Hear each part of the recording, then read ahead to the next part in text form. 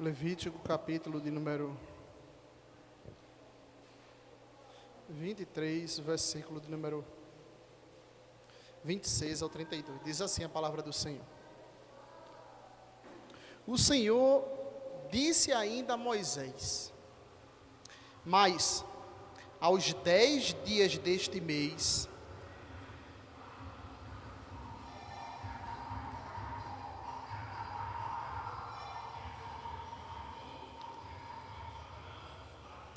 o Senhor disse a Moisés. Deixa eu tentar passar o som aí, senão...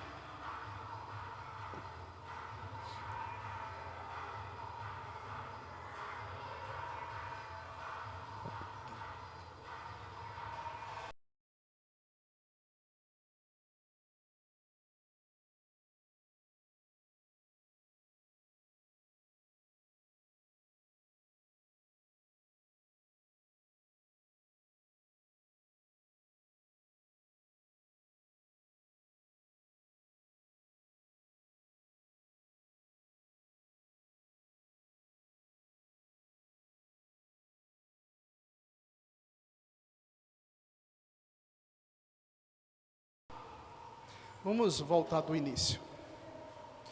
Capítulo número 23, o versículo número 26 em diante. O Senhor disse ainda a Moisés: mas aos 10 dias deste 7º mês será o dia da expiação. Façam uma santa convocação e humilhem-se, tragam uma oferta queimada ao Senhor. Nesse mesmo dia vocês não farão nenhum trabalho, porque é o dia da expiação, para fazer expiação por vocês diante do Senhor, o seu Deus. Qualquer pessoa que nesse dia não se humilhar, será eliminado do seu povo.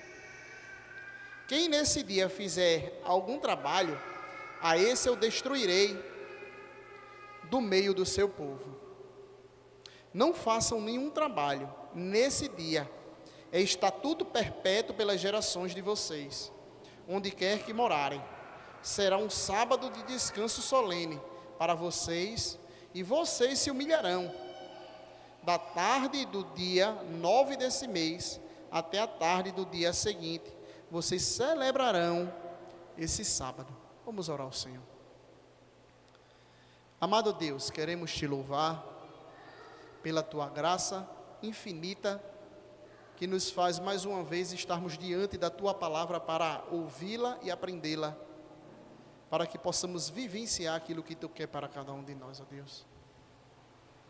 Que o teu Espírito Santo use as palavras aqui ditas para mudar a nossa vida, Senhor, para nos fazer pessoas mais semelhantes a Jesus Cristo, para nos fazer pessoas mais puras, nos fazer pessoas que nos afastemos mais do pecado e, consequentemente, nos aproximemos mais de Ti, ó Senhor. Por isso, tem misericórdia de nós e convence-nos dos nossos pecados, em nome de Jesus. Amém.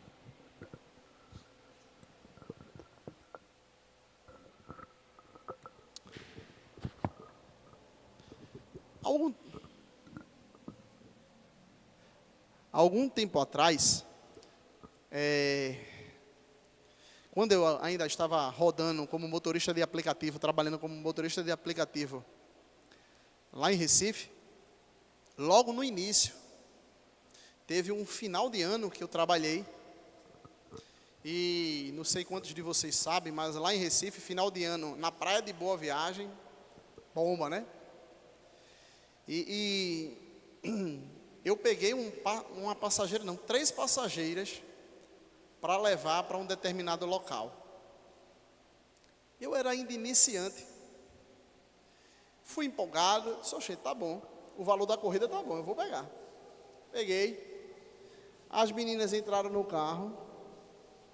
Quando desceram, que eu olhei para trás, parecia que elas tinham trazido areia de Boa Viagem todinha para dentro do carro. Aquilo que era uma corrida feliz me deixou simplesmente indignado. Eu digo, mas rapaz, como é que a menina vem toda suja, não se limpa para entrar dentro do carro? Se você olhasse para trás do carro, era areia, meu amigo. Eu até fiquei preocupado, eu disse, rapaz, eu tenho que levar de volta essa areia, porque é muita areia.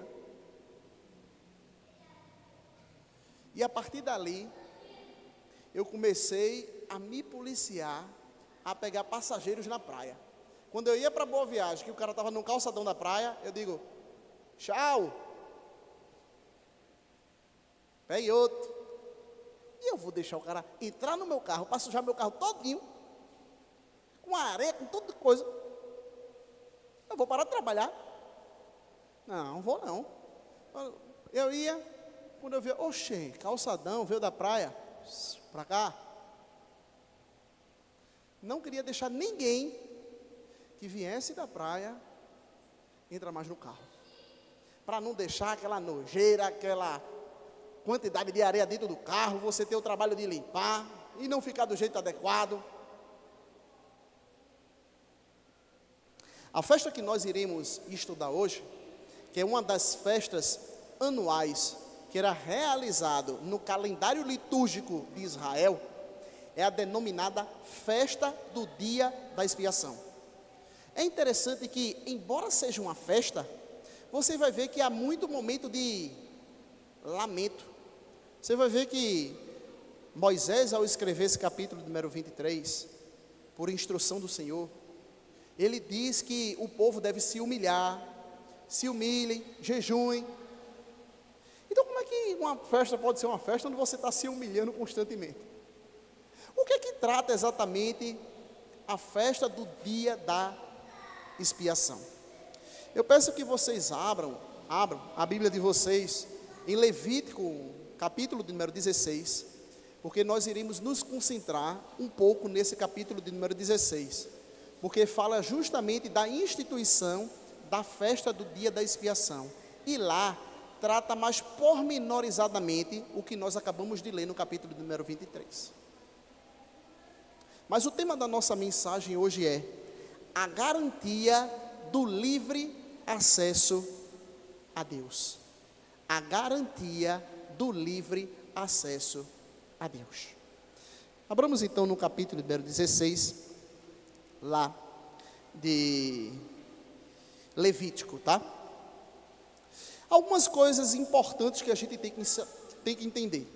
Essa festa, ela tinha como propósito principal purificar o santuário das contaminações que eram introduzidas pelos adoradores impuros ao longo do ano, né? O alvo desse ritual, então, era tornar possível a continuação entre o adorado, que era Deus, e o adorador. Então, esse ritual fazia com que o santuário fosse purificado dos pecados dos adoradores e, consequentemente, tornasse esse local um lugar ainda de contínua comunicação entre Deus e o seu povo. Para compreendermos esse texto, é necessário a gente entender alguns aspectos. Vocês vão ver que há muita liturgia por trás, muita instrução complexa, mas eu quero me deter a algumas coisas inicialmente. Em primeiro lugar, como a gente viu lá no capítulo de número 23, era um dia solene, e dia solene significa dizer que Deus vinha solenemente dizer: venha me adorar nesse dia que eu mesmo estabeleci. Era um dia de santa convocação. O povo deveria parar dos seus afazeres para juntos adorarem ao Senhor, se humilharem, jejuarem diante de Deus. Era um dia que lembraria o povo da santidade de Deus e a extensão do pecado humano. Comentando sobre esse texto, Harrison diz assim: este ritual fornece um contraste dramático entre a santidade e a pureza de Deus e o pecado do homem, o que ressalta a necessidade de expiação, a fim de que o povo seja santo conforme Deus é santo. Uma outra coisa que nós devemos entender é o significado da palavra expiação. A palavra expiação, ela é comumente utilizada com o sentido de remover a impureza. Então, quando a gente fala da morte expiatória de Cristo, a gente fala da morte que veio para remover o pecado. Quando falamos da expiação nesse contexto do dia da expiação, era o momento onde Deus estava removendo as impurezas do local de adoração e das próprias pessoas, consequentemente, como a gente vai ver. Uma coisa também importante da gente entender é a estrutura do santuário naquela época, que era o tabernáculo.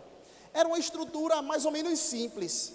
Você tinha um pátio exterior, onde tinha uma pia, onde era lavado a mão dos sacerdotes, onde as pessoas se lavavam para não estarem impuras diante de Deus. Então, havia esse pátio exterior. Digamos que o pátio exterior seria esse local onde nós estamos. O pátio, ou melhor, o lugar santo seria essa parte de cá. E existia um outro lugar que era o lugar santíssimo, ou o santo dos santos. Então, basicamente, era dividido em 3 partes. Uma parte maior, uma parte menor, que era justamente o pátio exterior, uma parte menor, onde os sacerdotes tinham acesso, que era o lugar santo, e existia o santíssimo lugar, ou o santo dos santos, que os sacerdotes só eram permitidos a entrar uma vez ao ano. E a parte importante, ou mais importante para a nossa compreensão desse texto, é justamente o lugar santíssimo, ou o santo dos santos. Esse lugar santíssimo, ele continha a arca da aliança, continha as 2 tábuas da lei, continha o bordão de Arão e o maná. Então, tinha a arca da aliança, dentro da arca da aliança tinha as 2 tábuas da lei, tinha o bordão de Arão e tinha o maná. E dentro do Santo dos Santos também tinha o propiciatório. O que era o propiciatório? Era a tampa que fechava a arca da aliança. Essa tampa ela fechava justamente para que não se tivesse acesso direto à lei santa do Senhor. Mas a gente vai ver que era muito mais do que simplesmente um tampar das coisas. A ideia de propiciatório vem da ideia de propiciação, tornar-se favorável. Então, a tampa do propiciatório, a gente vai ver que algumas coisas eram feitas em cima da tampa do propiciatório para que Deus se tornasse favorável ao seu povo. Daí a expressão tampa do propiciatório. Mas esse lugar não era tão simplesmente um lugar onde tinha a arca da aliança, a tampa do propiciatório e os objetos que nós dissemos que existiam dentro da arca. Mas era um lugar de encontro íntimo entre Deus e o seu povo. A presença máxima de Deus, se é assim que nós podemos dizer, a revelação teofânica do Senhor, de modo mais próximo para o povo de Deus, era justamente no lugar santíssimo. A gente sabe que o povo não poderia adentrar o Santo dos Santos. Quem poderia fazer isso era o sumo sacerdote uma vez ao ano. Mas o sumo sacerdote era o representante de Deus ao povo e o representante do povo a Deus.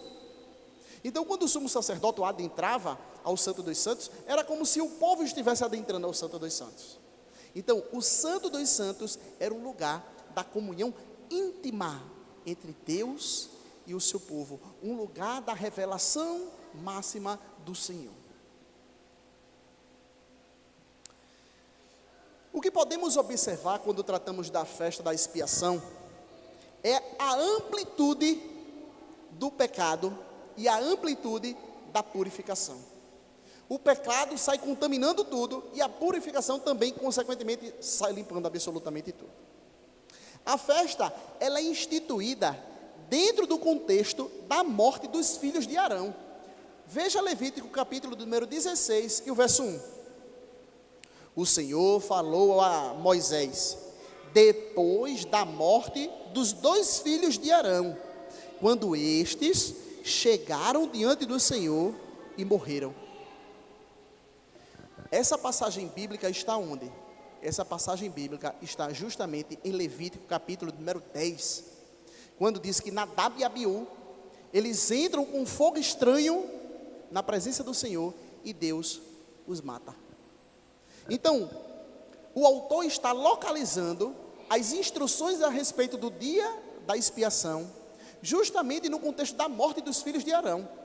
Em outras palavras, o que é que ele estava dizendo? Para que vocês não morram entrando de modo inapropriado na minha presença, é necessário que vocês façam isso daqui.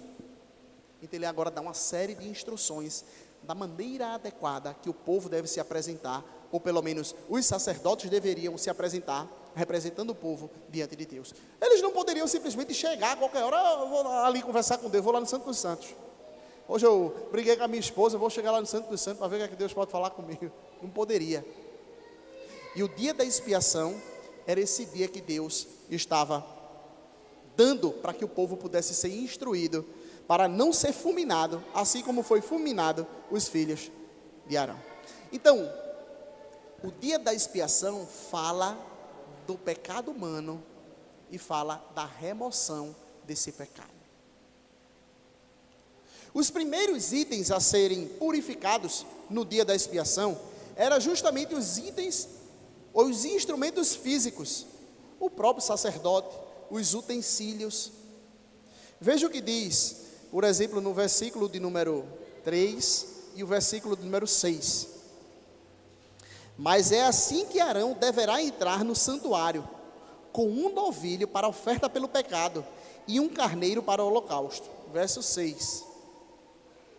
Arão trará o novilho da sua oferta pelo pecado e fará expiação por si e pela sua casa. Então, o próprio sacerdote que ia levar a oferta, ele primeiro oferecia uma oferta para si mesmo e depois é que ele ia oferecer uma outra oferta agora para todo o povo. Arão deveria tomar um banho cerimonial antes de entrar no Santo dos Santos. Nos versículos de número 4 ao 6 vai falar um pouco mais sobre isso. Então Arão tinha que tomar um banho cerimonial antes de entrar dentro dos santos. Em seguida, ele deveria vestir roupas sagradas do sacerdote, mas essas roupas eram roupas simples. Se eu não me engano, em Êxodo, capítulo de número 28 ao 29, dá as instruções de como é a roupa do sacerdote. E você vê que a roupa do sacerdote é um glamour, viu? Não, esse negócio não é uma beca danada. Ele tinha uma parafernália cheia de roupa, parecia um rei chegando diante do povo, diante de tanta roupa majestosa que eles apareciam. Mas interessantemente, quando ele ia adentrar para oferecer o sacrifício por si mesmo e pelo povo, Deus mandava com que ele entrasse de uma roupa de linho fino, uma roupinha assim, sabe, um basicão. Então ele entrava com uma roupa mais modesta. Alguns comentaristas bíblicos têm salientado que a ideia que quer transmitir de Arão agora não poder andar ou usar aquela roupa majestosa normal de um sacerdote, mas sim uma roupa simples, é porque agora Arão estava chegando diante do majestoso. Então ele não poderia chegar com pompa, com roupas exuberantes. Você está diante do majestoso, então bote uma roupa simplesinha, porque quem é o majestoso aqui é Deus, não é você. Mas quando Arão ia ministrar ao povo, ele ia majestoso, porque ele ia representando Deus.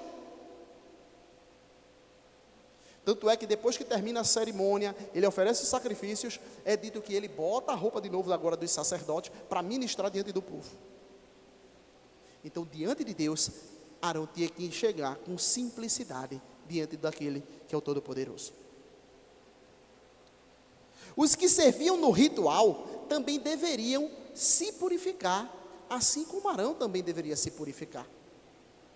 O ambiente também necessitava de purificação.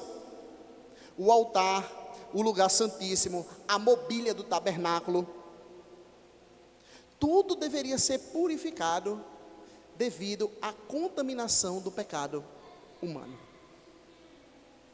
O povo deveria ser purificado, não só os utensílios, não só quem participava da cerimônia diretamente, os sacerdotes, os levitas provavelmente, e o sumo sacerdote, mas também o povo que assistia àquela cerimônia.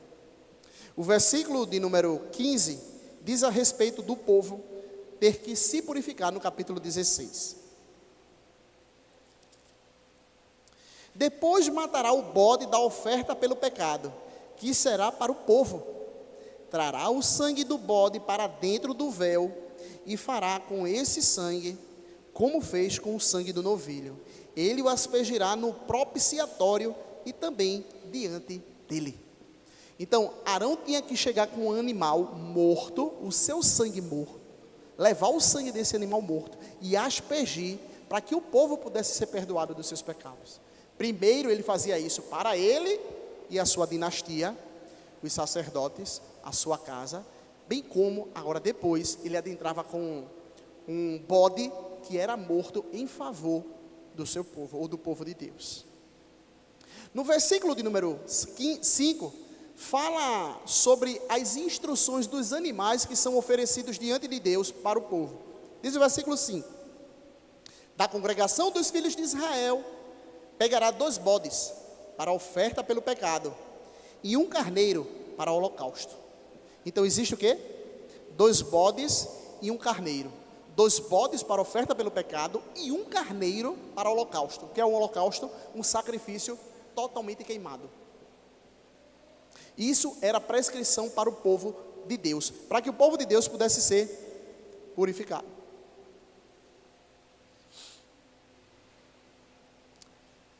Quando nós lemos esse texto da palavra de Deus, é interessante que se fala de 2 bodes. Um bode, no versículo de número 8 ao versículo de número 10, fala de 2 bodes. Um bode que é oferecido a Deus, em favor do povo, e um bode que é oferecido como bode emissário. A gente vai ver mais o que significa isso, precisamente.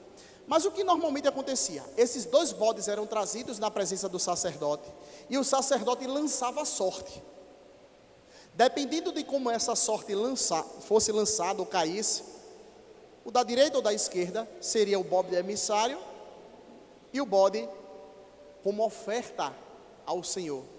Um seria degolado, e o seu sangue seria levado diante do Santo dos Santos e aspergido sobre a tampa do propiciatório. O que é que acontecia? Esse sangue que era aspergido, o sacerdote vinha de costa e ele ia aspergindo os lugares por onde ele passava, o santo lugar, até chegar o pátio exterior, onde ele também aspergia com sangue. Isso era um ritual extremamente sangrento. Sabe quando você manda o seu filho, com mal vontade, pintar a casa? Filho, pinta a casa aí, por favor. Não, cara, não. Rapaz, eu vou ter que pagar para você pintar. O cara faz uma desgraceira dentro de casa. Não, meu filho, era para ter mandado melhor alguém pintar mesmo. Aí o chão parece que vai pintado junto. É uma meladeira triste, é geladeira melada, é móvel melado, é sofá melado. Era justamente isso que acontecia quando o sacerdote adentrava o Santo dos Santos para oferecer esse sacrifício ao Senhor. Vamos ver os versículos de número 8 ao 10.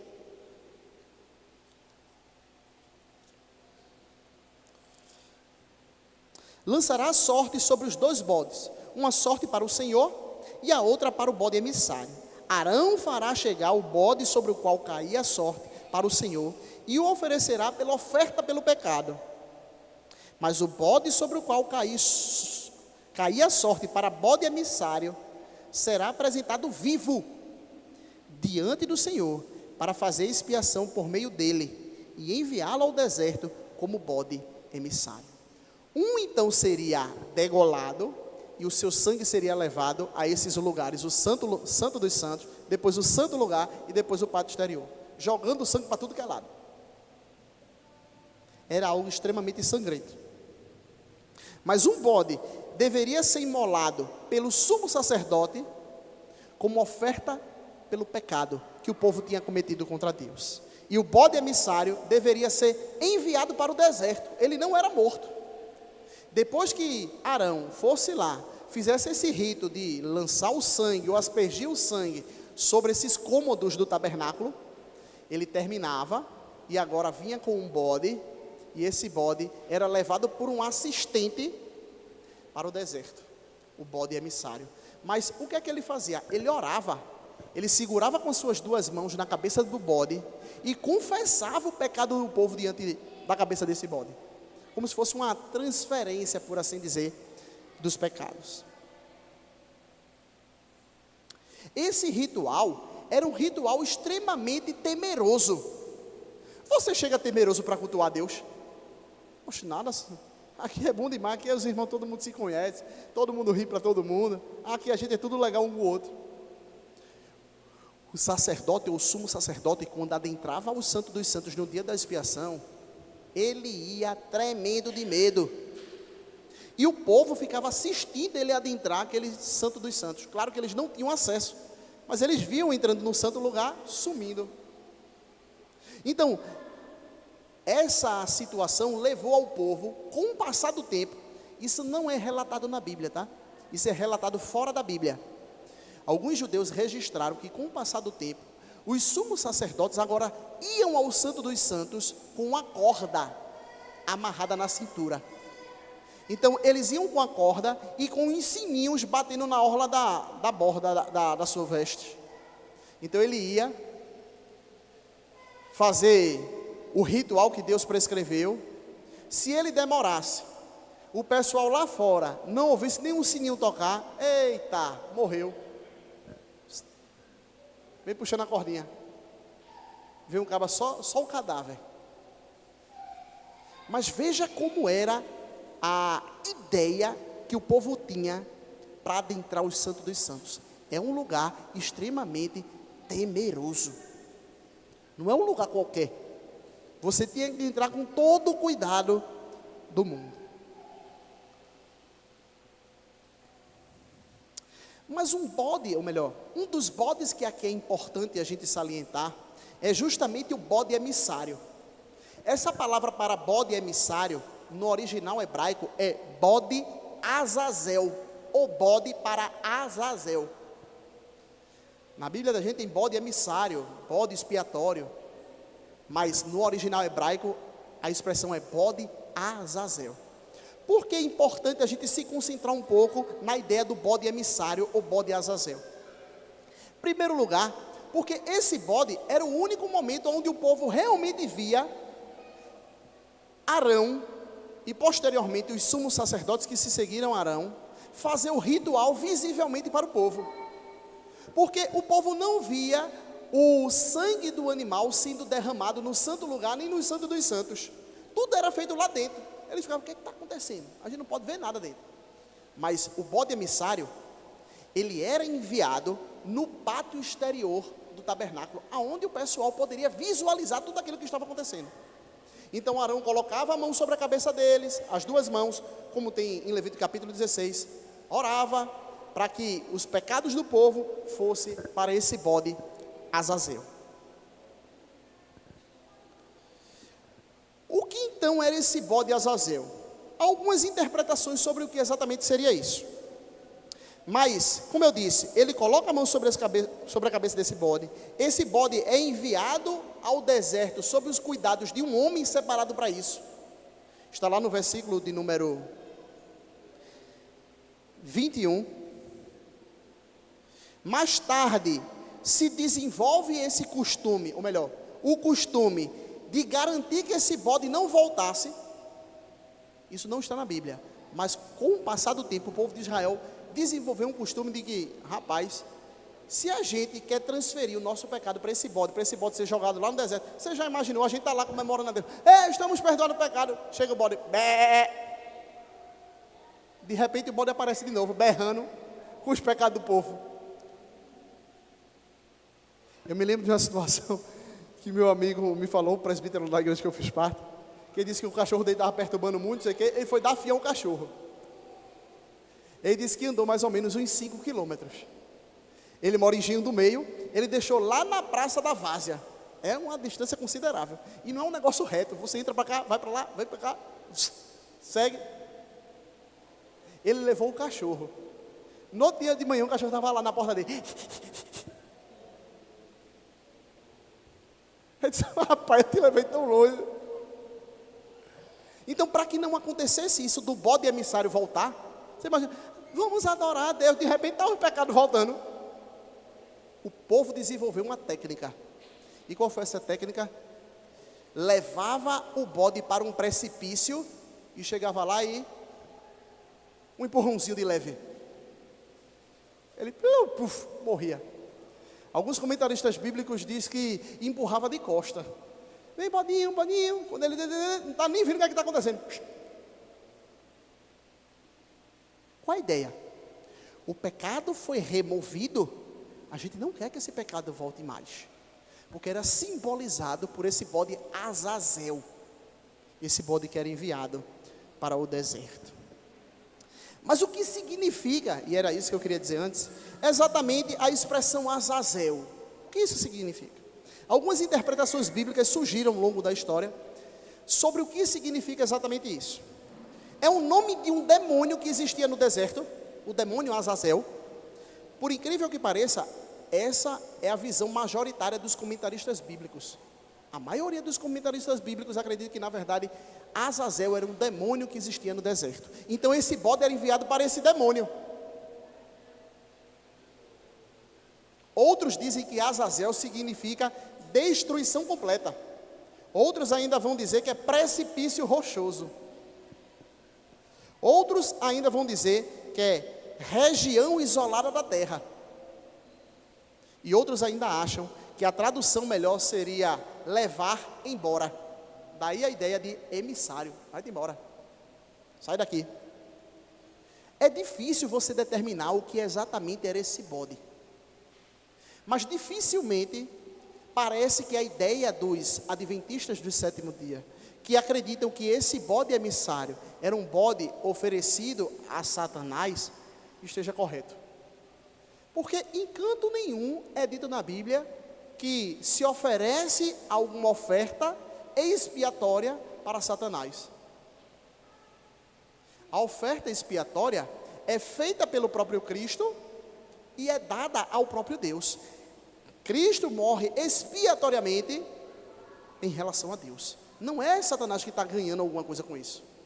Em que pese C.S. Lewis ter escrito no seu livro As Crônicas de Nárnia, essa ideia de que esqueci o nome do leão. Como é o nome do leão de Aslan? Isso. Em que pese no filme As Crônicas de Nárnia, Aslan ser oferecido à feiticeira como sacrifício para libertar as crianças, ou seja, a feiticeira é Satanás. A Bíblia jamais diz isso, que Cristo é oferecido a Satanás como propiciação pelos nossos pecados. Isso é absurdo. Então, a ideia dos adventistas de que seja uma morte expiatória, de alguma forma, que o texto bíblico não parece apoiar no restante da Bíblia, não parece fazer muito sentido. E você vai ver que no capítulo de número 17, há uma recomendação do próprio Deus, que não se deve oferecer sacrifício, se afastem das coisas do mal. No capítulo de número 17. Como é que no capítulo de número 16 ele fala de algum tipo de oferta, ainda que não seja uma oferta de sangue, mas oferecida a Satanás? Seja como for, seja qualquer que sejam as interpretações que eu mencionei aqui, com exceção da interpretação dos adventistas do sétimo dia, o ponto central parece bem claro. Esse bode emissário, ou bode Azazel, tipificava o pecado do povo que estava sendo levado para longe, que estava sendo removido da comunidade do povo de Deus.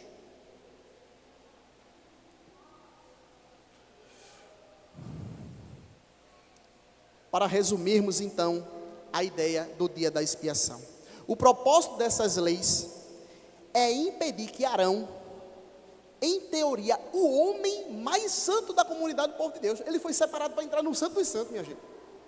Então, em teoria, seria o homem mais santo. Ele mesmo sofresse a morte quando entrasse no tabernáculo. E esses ritos também serviam para que o próprio povo também pudesse ser purificado. Ninguém estava livre da purificação. Os utensílios, o homem mais santo da comunidade do povo de Deus, o povo de Deus, Todo mundo estava contaminado e precisava ter o seu pecado removido, justamente anualmente no dia da expiação. Mas a gente sabe que essas festas, como a gente tem salientado, são festas que tratam de quê? São festas que tratam de coisas que estão relacionadas à obra redentora de Jesus Cristo. Mas como essa festa se conecta a Jesus Cristo? Em primeiro lugar, essa festa nos lembra que a salvação é única e exclusivamente pela graça de Deus. Essa festa nos lembra que a purificação não advém de uma atitude humana, mas de bodes que são oferecidos ao Senhor em favor do povo. O povo que deveria morrer, na verdade, que morre são bodes inocentes, que não tem nada a ver com a história. Então, esse dia da expiação nos fala de uma verdade bíblica importante. A graça é o elemento que nos traz a salvação de modo substitutivo. Alguém tem que morrer em nosso lugar para remover os nossos pecados. Segundo lugar, essa festa do dia da expiação, toda a cerimônia não era capaz de efetivamente tirar o pecado do povo. Todo esse ritual, pastor, olha que passava um certo tempo, viu? Durante o dia, o povo se afligindo, lamentando, se humilhando, os sacerdotes levando, o sumo sacerdote levando o bode emissário indo embora, depois a pessoa que levou o bode emissário chegando, se lavando. Algo extremamente complexo, mas no final, efetivamente, essa festa não removia o pecado do povo. Porque essa festa apontava para uma verdadeira realidade, o verdadeiro dia da expiação, onde Jesus Cristo veio remover o pecado do seu povo. Hebreus capítulo de número 9, verso 9 diz assim: isso é uma parábola para a época presente, na qual se oferecem dons e sacrifícios, embora estes, no que diz respeito à consciência, sejam ineficazes para aperfeiçoar aquele que presta culto. Os sacrifícios eram ineficazes. Então como é que esse povo continuava cultuando a Deus? Porque aquilo ali apontava para a realidade do Messias que ainda iria vir. E o Messias que ainda iria vir, o seu sacrifício que seria futuro, já era efetivo para aquele povo que participava daquela festa. Era uma cerimônia que mostra a sua falta de eficácia, porque era celebrada anualmente. Por que não purifica o pecado de uma vez por todas? Hebreus capítulo 9, verso 12 diz assim: e não é pelo sangue de bodes e de bezerros, mas pelo seu próprio sangue, ele entrou no santuário, uma vez por todas, e obteve eterna redenção. Então, Deus, por meio de Cristo, obtém eterna redenção para o seu povo. Terceiro lugar, essa festa não tinha um sacerdote perfeito. O sacerdote primeiro iniciava a festa purificando-se do seu próprio pecado. Hebreus capítulo 9, verso 14 diz: muito mais o sangue de Cristo, que pelo Espírito eterno a si mesmo se ofereceu sem mácula a Deus, purificará a nossa consciência de obras mortas, para servirmos ao Deus vivo.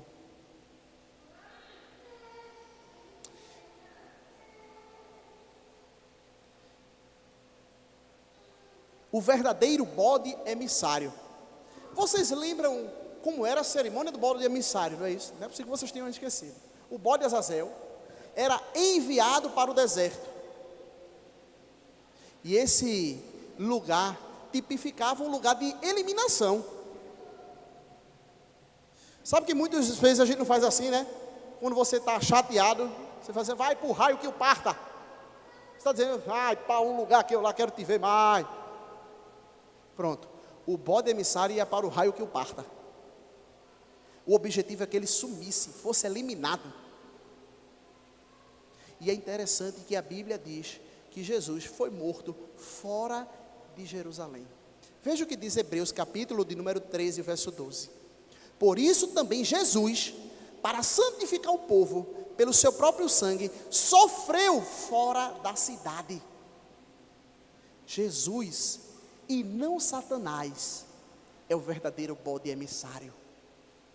É Ele quem é oferecido em favor dos nossos pecados. É Ele que é morto fora dos muros de Jerusalém, fora da cidade, melhor dizendo. Então perceba que o próprio Jesus é esse bode que veio remover o pecado do povo.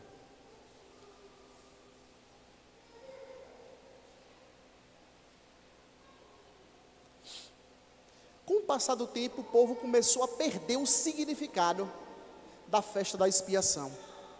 Mais ou menos 600 anos antes de Jesus Cristo, o povo perdeu a batalha contra os babilônicos e acabaram tendo o seu templo invadido, a arca da aliança levada, com a tampa do propiciatório e todas as demais coisas que existiam dentro. E agora ficou ruim, não foi? Como é que a gente vai celebrar o dia da expiação? O povo, com o passar do tempo, reconstrói um novo templo. E o que é que acontece? Eles reconstruíram um novo templo, mas cadê a arca? Não existe mais a arca da aliança. E o que é que o povo então fazia agora? O povo, o sumo sacerdote, adentrava ao Santo dos Santos, mas ele agora não tinha mais o animal para sacrificar e o sangue ser aspergido. Ele vai ser aspergido em quê? Cadê a tampa? Cadê as leis de Deus? Lembre-se, ali era a presença máxima de Deus. A arca da aliança representava a lei de Deus. E quem é que pode ficar diante da lei de Deus e viver? Um Deus que é santo, que exige perfeição. Só que o sacerdote agora entrava dentro do Santo dos Santos, chegava lá, não tinha nada. O que é que eles faziam? Eles se arrependiam e confessavam os seus pecados diante de Deus.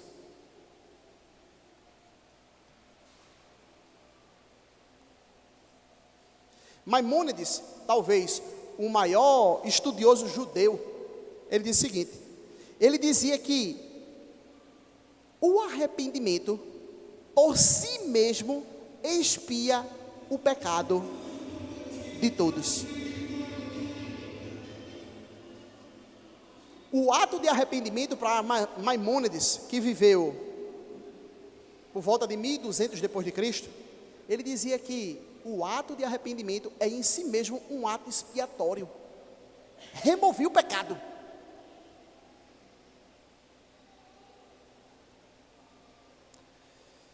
O ponto é, meus irmãos, que muitas pessoas acham que é assim ainda hoje. As pessoas acham, não, mas eu arrependi. Como assim? Tu se arrependeu, aí teu pecado foi apagado, meu amigo, se não há o sacrifício do Cordeiro, do qual você coloca a sua confiança, seu arrependimento não vale absolutamente nada. O arrependimento tem que estar atrelado à ideia da existência de uma expiação feita por um substituto. Você pode se arrepender o máximo que você quiser. Se isso não for um arrependimento que gera confiança em Jesus Cristo, lamenta pelos seus pecados, isso não adianta de nada. Mas eu estou lamentando pelos meus pecados. Mas você está confiando em Cristo? Não adianta de nada. Porque o arrependimento em si não expia, não remove nossos pecados. Quem remove os nossos pecados é justamente o Senhor Jesus Cristo.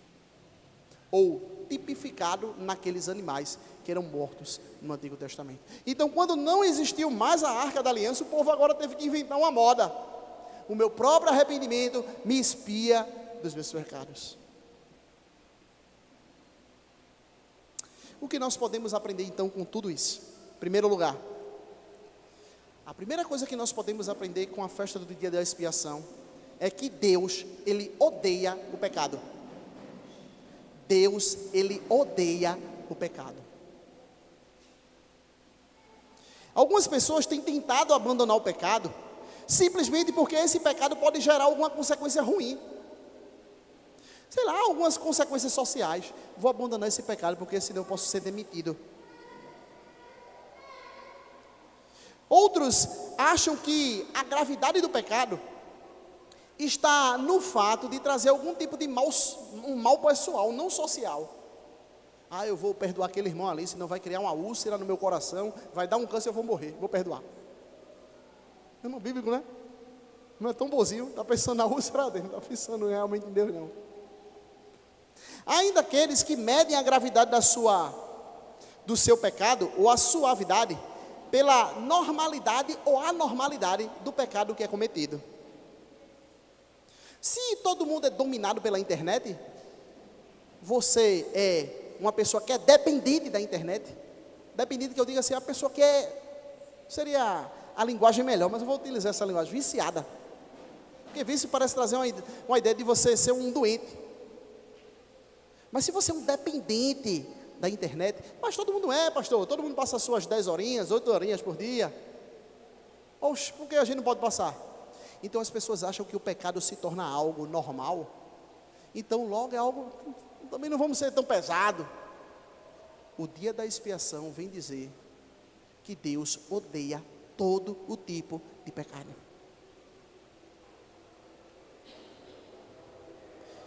Donald Carson, sobre isso, disse assim: o que torna o pecado tão pecaminoso, horrível, condenatório e terrível, abominável, não são todas as suas ramificações sociais. É o fato de que o pecado é cometido primeiramente contra Deus, o Todo-Poderoso e Santo. Então nós não devemos nos esquecer dessa verdade. O dia da expiação nos lembra de algo fundamental: Deus odeia o pecado. Segundo lugar, o dia da expiação nos fala da universalidade do pecado. Sacerdotes são contaminados, sumo sacerdote é contaminado, a pessoa que envia o bode, as pessoas que estão assistindo a cerimônia, os utensílios do tabernáculo, tudo era contaminado, meu irmão. E a festa simboliza a universalidade e a onipresença do pecado. Muitas pessoas acreditam que pecado tem a ver com certas questões morais. Morais que eu digo é adulterar, não matar, não roubar. Mas muitas vezes esquecem que os nossos próprios estudos estão contaminados pelo pecado. Os nossos estudos têm que ser expiados diante da oferta substitutiva do Senhor. Muitas vezes a gente estuda com o intuito de modo indefinido, adiar o nosso casamento. Peraí, calma, a gente tá para casar, sabe? A gente está há 15 anos junto, estou completando aqui meu pós-doutorado, agora vai. Pode ter certeza que agora com meu pós-doutorado, meu irmão, fechei. A mulher está esperando lá seus 15 aninhos. Porque você almeja algo acadêmico, de modo que você atrasa aquilo que Deus disse que não era para fazer. O apóstolo Paulo diz assim: é melhor casar do que viver abrasado. Abrasado traz a ideia de brasa, esquentado. Você imagine, ou o cara não tem o dom de casar, ou o cara está pecando, meu irmão. 15 anos esperando para casar, 10 anos esperando para casar. Não estão se esquentando, mas pastor, a gente vai casar, certo? Mas é só isso? Casamento diante de Deus, quando você vai se casar, é só isso? Não. Aqueles que adotam visões contrárias à palavra de Deus, por exemplo, no trabalho, aqueles funcionários que muitas vezes não veem a oportunidade de sair do emprego para processar os seus chefes. Então muitas vezes a gente se esquece que todas as áreas da nossa vida é contaminada pelo pecado. A criação dos nossos filhos, a maneira como compreendemos e lidamos com os esportes, a política, tudo está contaminado pelo pecado. A questão é como nós estamos sendo negligentes em relação a essas áreas. Mas uma outra verdade, e essa é uma boa verdade, é que o dia da expiação fala de um dia ainda melhor que aconteceu há 2000 anos atrás. É que Jesus Cristo, Ele entrou no Santo dos Santos ao morrer na cruz do Calvário, que o véu do templo foi rasgado de alto a baixo, e agora nós temos livre e completo acesso ao Senhor. É 24 horas, meu irmão. Você já precisou de alguma coisa de madrugada e não tinha nada aberto? Lá em João Alfredo era uma bênção, meu irmão. 6 horas da noite, estava todas as farmácias fechadas. Eu digo, oh meu Deus do céu, e agora? E quando você precisa de alguma coisa de madrugada e que está tudo fechado, como é ruim, né, irmão? Você imagina como era o povo no Antigo Testamento. A maior demonstração da presença máxima de Deus era uma vez ao ano, o sumo sacerdote. E hoje nós temos 24 horas, acesso livre ao Senhor, trazido pela morte substitutiva do Senhor Jesus Cristo. Irmãos, deixa eu dizer uma verdade para vocês. Vocês não precisam continuar entrando no Santo dos Santos apenas uma vez ao ano. Não, pastor, já faz uns 6 meses. Quando completar 7 meses eu volto ao Santo dos Santos. Quanto tempo que você não entra no Santo dos Santos? Não ora ao Senhor, não fala com o Senhor, não pede a Deus, não clama ao Senhor pelas suas lutas, pelas suas derrotas, pelas suas vitórias. Irmãos, a gente não tem livre acesso anualmente, ou melhor, a gente não tem acesso ao Senhor anualmente, a gente tem acesso ao Senhor 24 horas por dia. E devemos desfrutar dessa graça bendita que o Senhor nos trouxe. Hebreus capítulo 10, o verso 19 e 20 diz assim: portanto, meus irmãos, tende ousadia para entrar no santuário, pelo sangue de Jesus, pelo novo e vivo caminho que Ele nos abriu por meio do véu, isto é, pela sua carne. Foi por meio da sua morte que Ele nos deu acesso ao Pai. Uma última verdade que nós podemos aprender diante desses textos da palavra do Senhor sobre o dia da expiação é que o dia da expiação também nos fala de uma aceitação pessoal. Não adianta nada você ouvir que Jesus morre de modo substitutivo se você pessoalmente não deposita a sua fé nele. O povo tinha que se afligir, o povo tinha que se humilhar diante de Deus. E a morte de Jesus Cristo, ela é aplicada às pessoas que se arrependem e têm fé.